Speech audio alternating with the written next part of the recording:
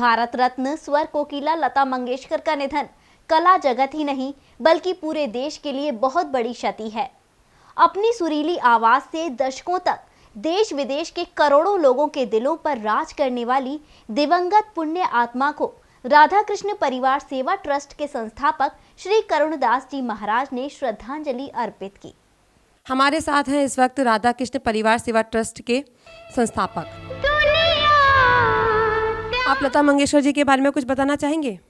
हाँ बिल्कुल, आज जैसे कि पता चला कि आपका निधन हो गया है, सुनकर एक बार बड़ा धक्का लगा, क्योंकि मैंने तो बहुत इनके गाने सुने और भजन भी सुने हैं।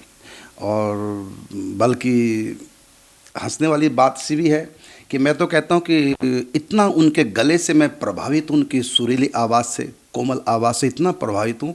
मैं कहता हूँ कि वो मुझको गाली दे, गाली नहीं गालियाँ दे, लेकिन गा के दे,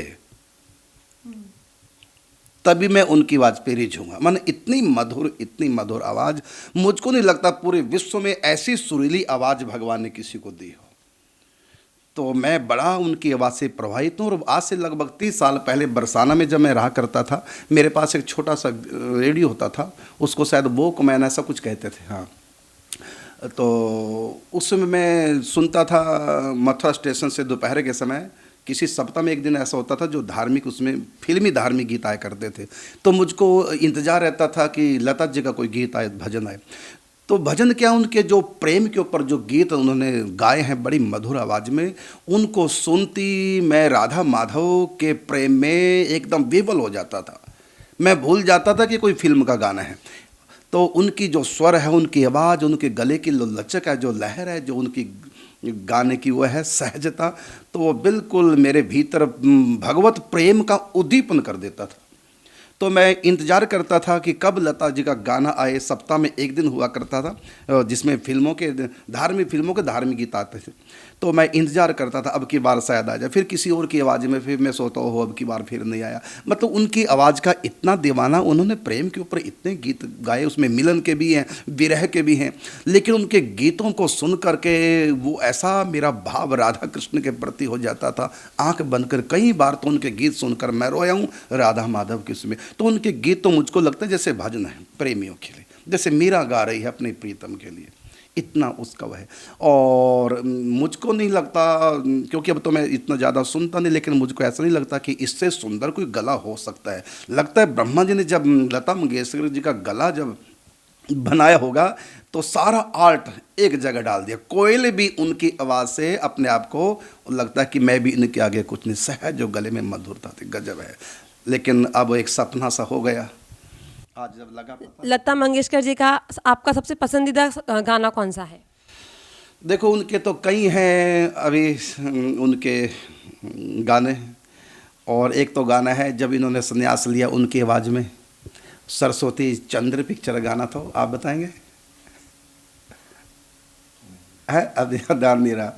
तो वो था, हाँ, छोड़ दे सारी दुनिया किसी के लिए। हाँ, ये गाना, छोड़ दे सारी दुनिया किसी के लिए, ये मुनासिब नहीं आदमी के लिए, प्यार से भी ज़रूरी कई काम है, प्यार सब कुछ नहीं ज़िंदगी के लिए। ये बड़ा उनका मधुर गाना, कई बार मैं सुनता। बल्कि जब इन्होंने संन्यास लिया, इनकी सीडी बनी, तो लता मंगेशकर जी का ये गाना मैंने उस सीडी में डाला था। और उसमें मैं नेट पे चढ़ा नहीं सका क्योंकि उसमें वो था, क्या बोलते हैं उसको, कॉपीराइट था, तो नहीं चढ़ा सके। तो उनका तो हर गाना, मैं कहता हूँ कुछ भी गाए, मैं तो उनके शब्दों के उसके स्वर में उलझ जाता था और मेरे भीतर भक्ति का उद्दीपन होता था। एक बात और बताऊँ, याद आ गया अचानक कि पूज्य श्री राधे बाबा को जब लता मंगेशकर के गले की प्रशंसा उन्होंने जब सुनी किसी से, तो उन्होंने फिर सुना कितनी गजब की गाती हैं। तो उनको लगा कि फिल्मी गाने गाती हैं, काश ये भजन गाएं, तो उनके गले में इतना मधुरता है, तो कोई अनुष्ठान करूं जिससे कि उनका मन बदले, वो भजन गाने लग जाएं। तो पूज्य श्री राधे बाबा ने कहा कि उनकी कोई फ़ोटो मुझको दो, लता मंगेशकर जी की, जो मैं कोई अनुष्ठान कराऊं, यहीं से संकल्प करूं, जो वो धार्मिक बन जाए और भजन गाने लगे। इतना सुंदर गला दिया, तो उसका भजन में प्रयोग भी किया जाए। तो वो फ़ोटो कहीं मिली नहीं, उन दिनों नेट का ज़माना नहीं था, बड़ी पुरानी बात। तो वो उन्होंने फ़ोटो कहीं से ढूंढवाई, तो एक माचिस के ऊपर छपी मिल गई।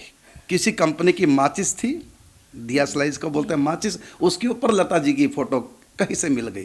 तो माचिस की डिबिया मंगाई, लता मंगेशकर जी की फोटो, किसी ब्राह्मण को बुला करके मंत्र दिया, ब्राह्मण को अनुष्ठान कराया और ये संकल्प किया कि ये भजन गाएं, मैं प्रभु से प्रार्थना करता हूँ। इतनी सुंदर इनकी आवाज। वो परम विरक्त सन्यासी संत जिन्होंने अनुष्ठान कराया लता मंगेशकर जी के लिए कि ये गाने गए, और उसके बाद फिर उनकी कई सीढ़ियाँ आई, कई गाने उनके भजन, मीना के भजन पूरी सीढ़ी आई उसके बाद, उस अनुष्ठान के बाद। यद्यपि लता मंगेशकर को ये नहीं पता कि किसी संत ने मेरे लिए अनुष्ठान किया, इसलिए भगवान से प्रार्थना की कि मैं धार्मिक गीत गाऊं, भले उसको नहीं पता, लेकिन उसका मन बदल गया। उसके बाद कई सीढ़ियाँ उनकी मीरा के भजनों की आई, और मैं भी सुनकर हैरान हो गया कि बाबा ने जो संकल्प किया था और उनके लिए अनुष्ठान किया था, वो धार्मिक गीत गाए। देखो सन्यासी संत भी उनके गले को देखकर इतने प्रभावित हुए कि भजन गाए और उन भजनों को सब भक्त लोग सुने। ऐसा सुनने में आया है कि आपका सीरियल आ रहा है भक्तमाल गाथा, तो उसके बारे में आप कुछ बताना चाहेंगे? हाँ बिल्कुल, आपने ठीक सुना। भक्तमाल गाथा नाम से एक सीरियल बन रहा है जिसमें भक्तों के पावन चरित्र होंगे। भक्तों के चरित्र पूज्य श्री नाभाजी महाराज ने भक्तमाल ग्रंथ में लिखा, इसलिए हमने इस सीरियल का नाम ही भक्तमाल गाथा। और इसमें भक्तमाल के साथ गाथा शब्द भी दिया। कथा भगवान की होती है, व्यथा दुनिया की होती है, और भक्तों की गाथा होती है। तो उसमें केवल भक्तमाल ग्रंथ से नहीं, और भी बहुत से ऐसे चरित्र हैं, गीता प्रेस से छपे हैं भक्तों के संतों के चरित्र, उन गाथाओं को भी हमने उसमें लिया। इसलिए हमने सीरियल का नाम रख दिया भक्तमाल गाथा, जिसमें भक्तों के चरित्र होंगे। तो उस पर हम सीरियल बना रहे हैं और 7 एपिसोड बन के तैयार हो चुके हैं, मेरे पास यहीं आ चुके हैं। यदि आपके पास समय तो आप देख भी सकते हैं। और कुछ ही दिनों में टीवी में ये कार्यक्रम किसी भी बड़े चैनल पर ये प्रारंभ हो जाएगा, भक्तमाल सीरियल नाम से ये। और मैं बताना चाहूँगा कि भक्तमाल गाथा सीरियल नाम से कि यूट्यूब चैनल हम बना चुके हैं। आप जाकर के इसमें देख सकते हैं और सब्सक्राइब कर सकते हैं उसको।